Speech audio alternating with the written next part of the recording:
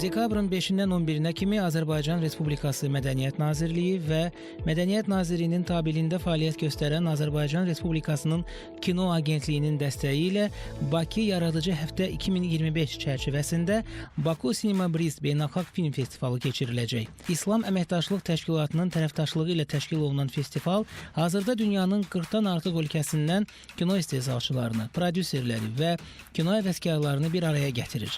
Azərbaycan Respublikası Mədəniyyət Nazirliyinin tabeliyində fəaliyyət göstərən Azərbaycan Respublikası Kino Agentliyinin şöbə müdiri Səbinə Bağırova bildirib ki, tədbir çərçivəsində təxminən 3000 yerli və xarici qonağın iştirakı nəzərdə tutulub ki, bu da kino sənayesinin inkişafı üçün yeni platforma deməkdir. Bu il biz keçən ilkinə nisbətən daha çox ölkələrin qatılımını gözləyirik.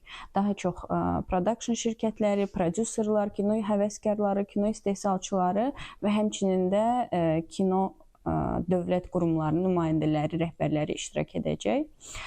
Əsas gözləntilərimizdən də bu tədbir zamanı daha çox müqavilələrin, memorandumların baş verməsidir və imzalamasıdır. Səbinə Bağırova bildirdi ki, Yaradıcı Həftə çərçivəsində bir sıra digər kino tədbirlərinin də keçirilməsi nəzərdə tutulub. Həmçinin festival çərçivəsində sizin də vurğuladığınız kimi Ata Animasiya Festivalı keçiriləcək. Ümumiyyətcə Ata Animasiya Festivalı nədir?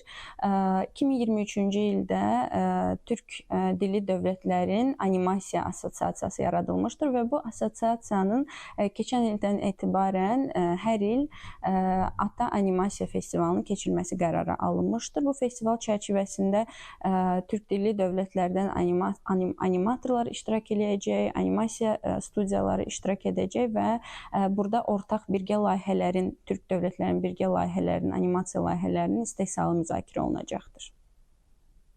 Qeyd edək ki, Baku Cinema Breeze ilk dəfə 2024-cü ildə keçirilib. Bu il keçirilməsi nəzərdə tutulan festivalda təxminən 50 filmin nümayişi, 20-dən artıq panel və seminar, həmçinin 100-ə yaxın yerli və beynəlxalq media qurumunun iştirakı nəzərdə tutulub. Kamran Qasımov, Real.